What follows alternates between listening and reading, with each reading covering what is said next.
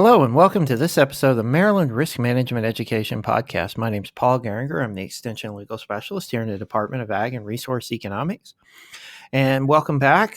Sorry for the delay between episodes. I've been traveling here recently and did not get enough of these banked up before I left. So hopefully we are now back on a regular every other week schedule and should continue that through most of the year. There may be a few points where I'm gone or we delay an episode because of a holiday here and there, but we should be back ready to discuss various issues that pop up in risk management in agriculture. So today we're going to talk about an issue that I've talked about a few times on this podcast. I've blogged about a few times. I've written a few articles on it for other publications, but the idea is, hemp production here in Maryland and what's going to be happening moving forward. And the reason I discuss this today is we're going to talk about some of the stuff that happened during the most recent legislative session. So as I pointed out earlier episodes, the 2018 Farm Bill makes significant changes to the classification of hemp and allows states to begin to develop regulations for the legal production of hemp. The 2018 Farm Bill removes hemp from the definition of marijuana under the Controlled Substances Act and allows for states and tribal governments to begin developing hemp production plans. Hemp produced under these plans will potentially be eligible for the federal crop insurance program. That's going to take a while. It may be eligible for whole farm revenue insurance next year, but it's going to be a while before it has the normal crop insurance products that most farmers are used to. The Maryland General Assembly during the 2019 session passed legislation allowing the Maryland Department of Agriculture, or MDA, to develop a hemp production plan for the state. MDA will be able to create this plan once USDA releases the guidelines for the state programs. So let's talk a little bit about these state and federal hemp production plans. Although hemp is no longer a Schedule I drug, this does not mean it is legal to grow.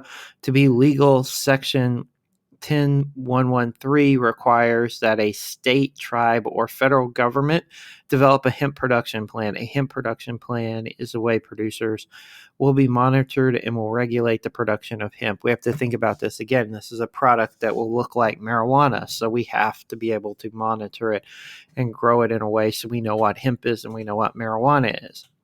Section 10113 of the Farm Bill lays out two routes for a producer to take to begin producing hemp legally. The first route is a state or tribal government can take charge of regulating hemp production within their boundaries. To take charge, a state Department of Agriculture or the relevant tribal entity will submit to USDA for approval of a hemp production plan. The hemp production plan must include, the system of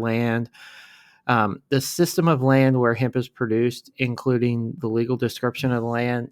The system will need to maintain land records for at least 3 years. What are the testing procedures to make sure that the hemp produced has less than 0.3% THC concentration per dry weight basis? Procedures for destroying any plants or products with THC concentrations higher than that allowed by the law. Procedures to enforce the law. Procedures for conducting at minimum annual inspections of random sample of hemp producers to verify hemp produced in the state does not violate law.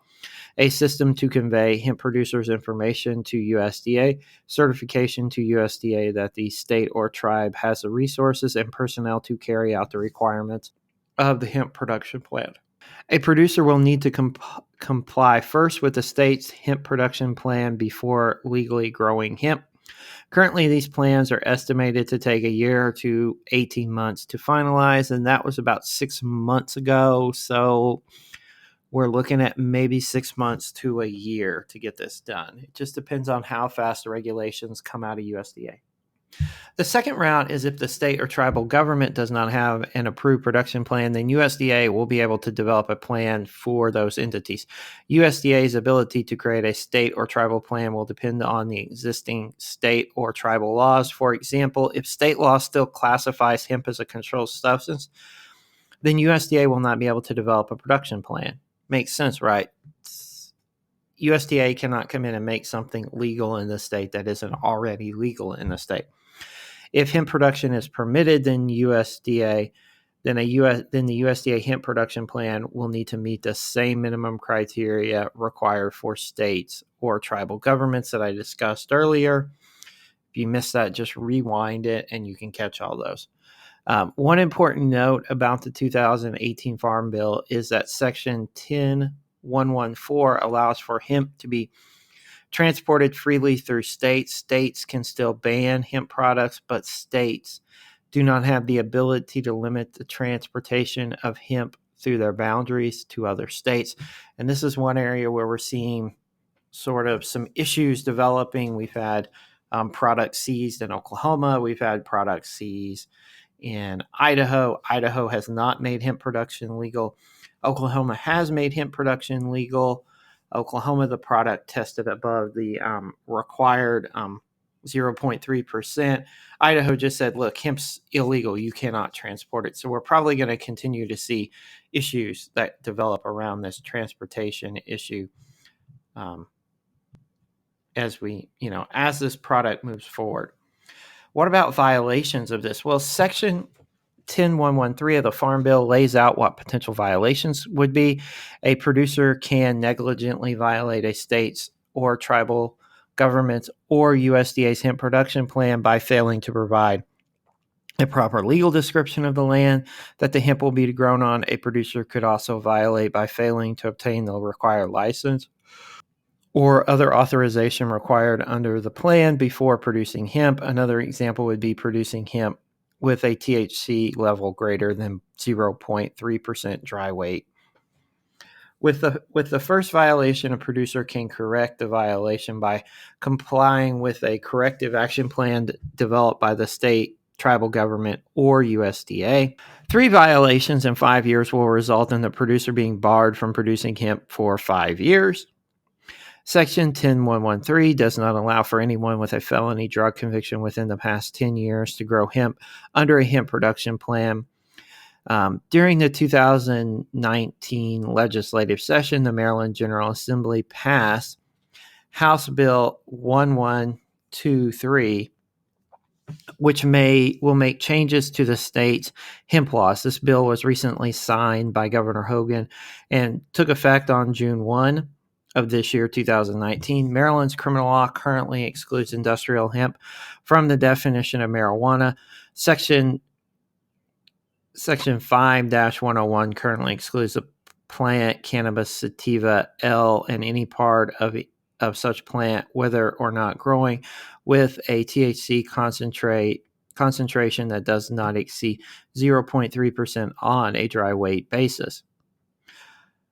On June 1, this definition will be revised to include basically everything it was said, but any derivatives from the plant, including extracts, oils, anything we can come up with from this plant, as long as it does have a dry weight basis of THC concentration less than 0.3%, it will be fine. So it's basically trying to open up some of the products.